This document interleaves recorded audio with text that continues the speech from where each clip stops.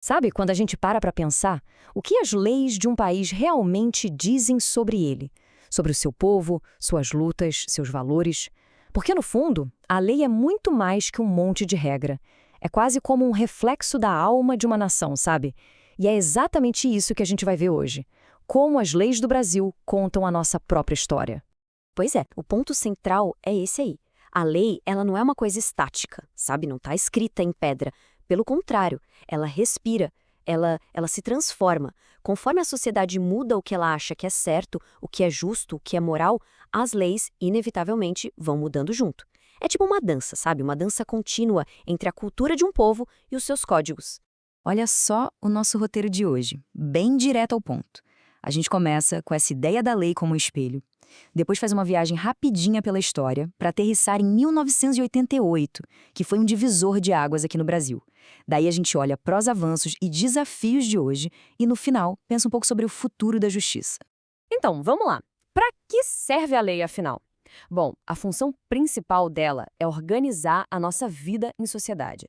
É a lei que estabelece os limites do que a gente pode ou não pode fazer, que cria um jeito de resolver as brigas e, no fim das contas, ela garante a ordem. Pensa só, sem essa estrutura, viver em comunidade seria um caos, né? Insustentável. Ok, mas para a gente entender a história do Brasil, a gente precisa olhar um pouco para fora, pegar um contexto. Então, bora fazer uma viagem bem rápida por alguns momentos-chave da história do direito no mundo. Cada um deles, olha só, foi uma pecinha que ajudou a montar o quebra-cabeça que a gente tem hoje. Essa nossa viagem começa lá atrás, na Mesopotâmia, com o famoso Código de Hammurabi. Foi tipo a primeira grande tentativa de botar as regras no papel. Dando um salto de milênios, a gente chega em Roma Antiga. Ali nasceu um sistema jurídico super complexo que influencia o nosso direito até hoje, sabia? Depois, 1215, na Inglaterra, um momento decisivo, a Magna Carta, que disse com todas as letras que nem o rei estava acima da lei. E por fim, depois do pesadelo da Segunda Guerra, o mundo se juntou para criar a Declaração Universal dos Direitos Humanos, um verdadeiro farol de justiça para todo mundo. Beleza, com todo esse cenário mundial em mente, a gente aterrissa no Brasil. E mais especificamente, no momento talvez mais importante da nossa história jurídica moderna. Sim, vamos falar de 1988.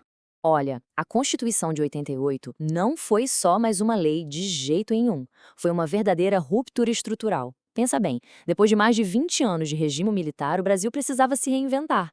Foi uma virada de chave, sabe? Um novo pacto social que estabeleceu as bases para o país que a gente conhece hoje, um Estado democrático de direito. E esses aqui são os pilares que sustentam essa nova casa. Primeiro, uma expansão gigante dos direitos fundamentais, civis, sociais, políticos. Segundo, o judiciário ganhou autonomia de verdade para ser o guardião da Constituição. O Ministério Público também foi fortalecido, se tornando uma instituição independente para fiscalizar a lei. E, o que é importantíssimo, foram criados mecanismos para a sociedade participar mais. Resumindo, a relação entre o Estado e as pessoas mudou da água para o vinho, uma base totalmente nova para o país. Certo. Com uma Constituição tão forte e cheia de promessas, a pergunta que fica é: e aí, o que aconteceu nas décadas seguintes? A realidade, como sempre, é complexa. É uma história de dois lados. De um lado, avanços sociais gigantescos. Do outro, desafios estruturais que, nossa, persistem até hoje. A partir de 88, o que a gente viu foi uma verdadeira explosão de novas leis. O Brasil começou a olhar para demandas sociais que antes eram, assim, ignoradas, sabe? E começou a criar leis específicas para elas. Foi como construir um escudo de proteção para grupos mais vulneráveis e, ao mesmo tempo, regular coisas novas que surgiam na vida moderna.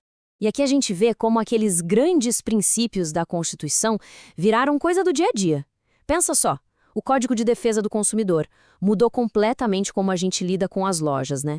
A Lei Maria da Penha é uma ferramenta importantíssima na luta contra a violência doméstica.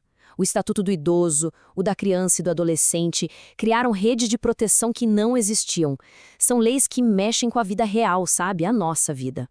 Ok, vamos olhar para os dois lados da moeda, a cara e a coroa. Do lado das conquistas, sem dúvida o acesso à justiça melhorou. Pensa nos juizados especiais, na defensoria pública crescendo, direitos de grupos que eram marginalizados, como a população LGBT, finalmente foram reconhecidos pela justiça.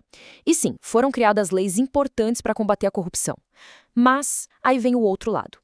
A gente ainda tem uma desigualdade social imensa que, na prática, impede que a justiça seja igual para todo mundo. O nosso sistema prisional vive uma crise humanitária com superlotação, violência e até mesmo o combate à corrupção acabou gerando debates enormes sobre os seus métodos, sobre uma possível politização.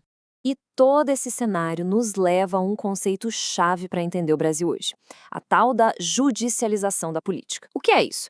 Bom, de forma simples, é quando questões políticas e sociais gigantes, que deveriam ser resolvidas lá no Congresso ou pelo governo, acabam parando na mesa de um juiz. Basicamente, a política passa a bola para o judiciário. E claro, isso gera um debate enorme. Será que o judiciário não está se metendo onde não devia? E a separação dos poderes? Como fica?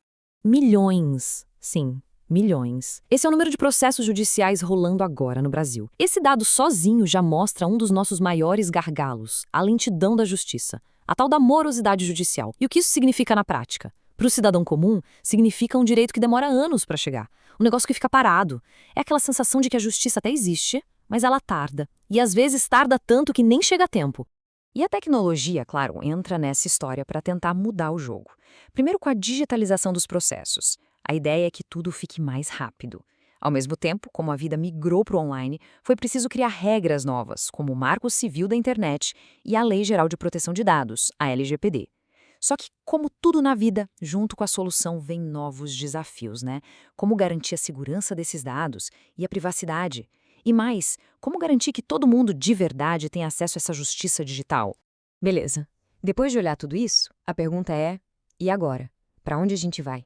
A verdade é que esse é um capítulo que ainda está totalmente em aberto, sendo escrito, na verdade, todo santo dia.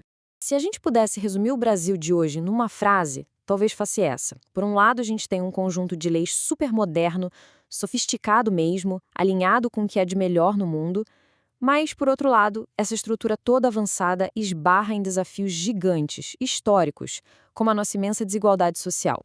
E essa desigualdade acaba dificultando muito que essas leis tão boas no papel sejam aplicadas de forma justa para todo mundo. E tudo isso nos leva a essa pergunta final, que fica para a gente pensar. Afinal, ter uma lei, por melhor que seja no papel, é o suficiente para garantir que a justiça aconteça de verdade na prática? A lei é uma ferramenta essencial, não há dúvida. Mas a justiça de verdade, talvez ela exija algo a mais, algo que vai além dos códigos dos tribunais, algo que no fim do dia depende de cada um de nós.